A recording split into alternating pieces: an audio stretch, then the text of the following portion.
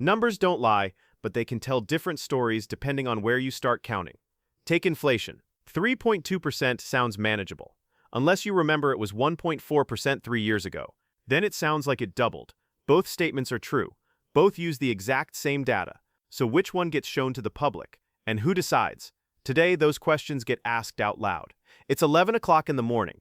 The hearing room has been reconfigured. A large screen dominates the left wall. Two smaller displays flank it on either side. The White House senior economic advisor stands near the center screen, remote control in hand. Behind him, 3 staff members hold tablets. Press cameras occupy every available position along the back wall. The screen shows a chart. The title reads, Consumer Price Index 18-month Trend. A blue line slopes downward from left to right, starting at 9.1% and ending at 3.2%.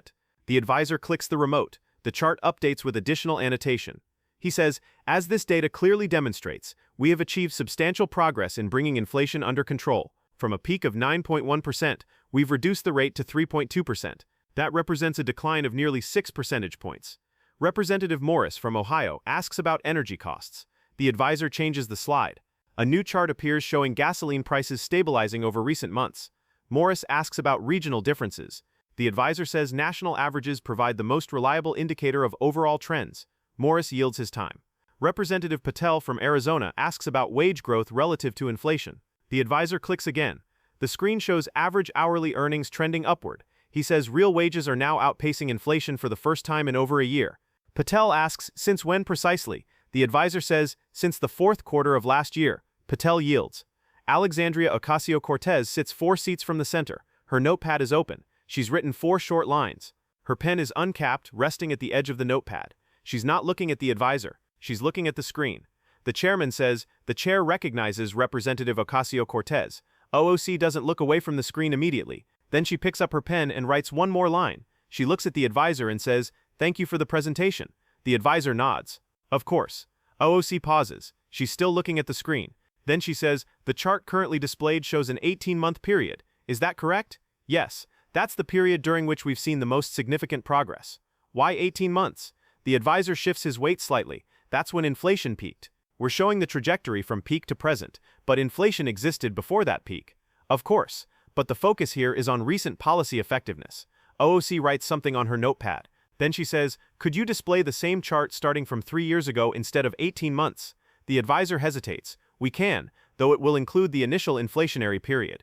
That's fine. Please show it. The advisor clicks the remote. The chart redraws. The blue line now extends much further to the left. It starts low, rises sharply, peaks, then descends. But even at the right edge, it remains well above where it started on the left. The room is quieter now. Someone in the press section stops typing. OOC says, what was the inflation rate 3 years ago? The advisor looks at the screen. 1.4%. And what is it now?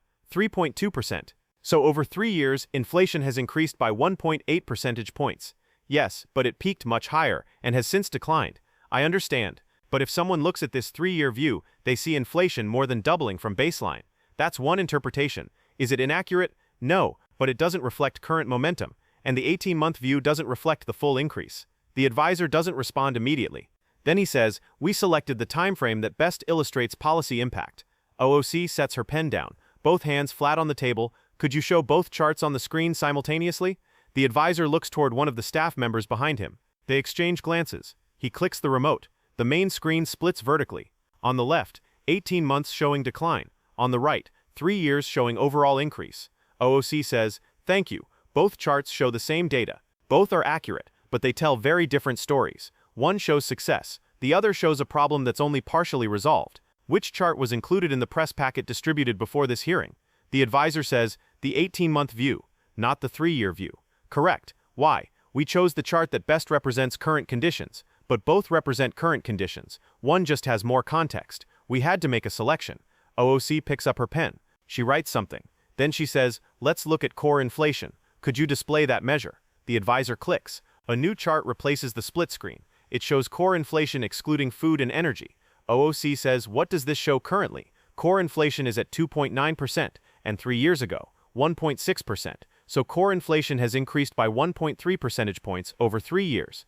Yes, though it peaked at 6.8% and has declined significantly. When did it peak? 20 months ago. So if you show core inflation from the peak, it's declining. If you show it from 3 years ago, it's increased. Both true. Yes. Which version was in the press packet? The decline from peak.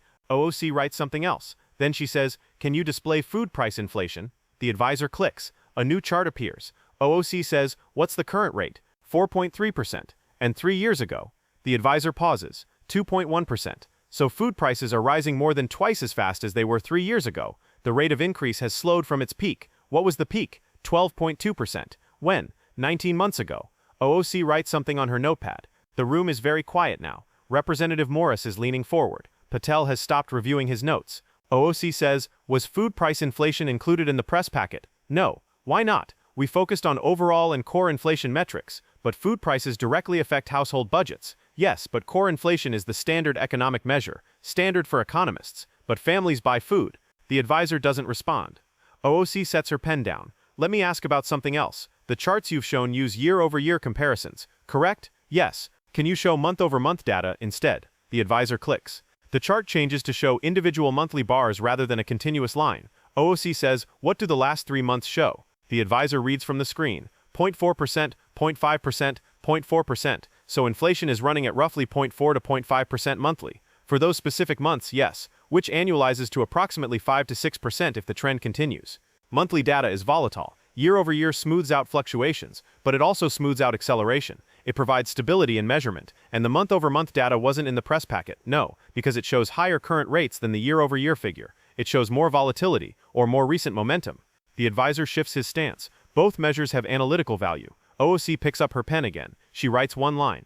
Then she says, let me ask about indicator selection. You're using the Consumer Price Index. Why CPI specifically? It's the most widely recognized inflation measure. There are other measures. The PCE index, for example. Yes, the Personal Consumption Expenditures Index. What's the current PCE reading? 2.6%, lower than CPI, by about half a percentage point. Yes, the Federal Reserve prefers PCE for policy decisions. Correct? That's my understanding. But you used CPI in this presentation. CPI has broader public recognition, even though it's higher than the Fed's preferred measure. Both are valid indicators, but one shows a lower number, by a small margin. AOC writes something. Then she says, if you had used PCE in your press materials, the headline number would have been 2.6% instead of 3.2%. We could have used PCE, yes, but you chose CPI. Yes, the higher number, the more recognized number. AOC leans back slightly. She's looking at her notepad now. Then she says, earlier you said you selected timeframes that best represent policy effectiveness, but every selection you made, starting from the peak, using year-over-year instead of monthly, using CPI instead of PCE, excluding food prices,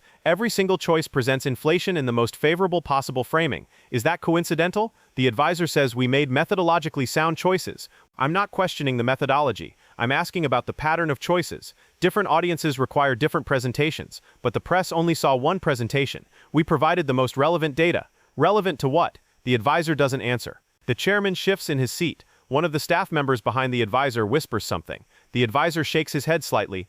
AOC says, let me ask about the preparation process. When you assembled these materials, did anyone suggest including alternative timeframes? The advisor says, we discussed various options. Who suggested showing the 3-year view? Multiple people may have raised it, but it wasn't included. We made final selections based on what we determined was most useful. Who made the final selections? The decision was made collectively by the Economic Communications team, which includes staff from the press office. Communications staff are involved in all public materials. Did they recommend starting from the peak rather than from 3 years ago? The entire team contributed to the final presentation. That's not what I asked. Did communications staff specifically recommend the shorter time frame? The advisor pauses. Various perspectives were considered, but you won't say who recommended what. It was a collaborative process. OOC picks up her pen. She writes one more line. Then she says, can you provide this committee with the internal emails and meeting notes from when these decisions were made? The advisor says, I'd need to consult with counsel. Why would you need counsel to share how you decided which charts to show the public? Internal deliberative materials may be protected. These aren't policy deliberations. These are communications decisions about factual data. The principle of deliberative process still applies. So you're declining to share the decision-making process. I'm saying I need to determine what can be appropriately shared. AOC sets her pen down. She places both hands flat on the table. Then she says, very quietly, let me ask one final question. The advisor waits. His posture is still upright, but his grip on the remote has tightened slightly. AOC says, when your communications team recommended showing inflation from the peak instead of from baseline, what reason did they give? The advisor's mouth opens, then closes. He looks at the screen behind him. Both charts are still visible on the split display. Same data, two different stories. He looks back at AOC. I don't recall the specific reasoning. You don't recall why your team chose to frame inflation as declining rather than as elevated. Multiple factors influenced the decision, such as clarity, public understanding, policy context. Which of those factors led to excluding the 3-year view? We had to make choices about what to include, and you chose to include the view that made inflation look better. We chose the view that showed recent progress from a crisis-level peak, not progress from normal conditions. Both are factually accurate, but only one was shown to the press. The advisor doesn't respond. The silence expands. The chairman's hand is near his gavel. Representative Morris is staring at the screen. Patel is staring at AOC. AOC doesn't move. She's not looking at the advisor anymore. She's looking at the screen, at the two charts side by side. 18 months and 3 years. Decline and increase. Success and problem. Same numbers, different frames. She says, the data doesn't change, but the story does. The advisor says nothing. The screen remains split. Two charts, two narratives, one set of facts, and the cameras keep rolling.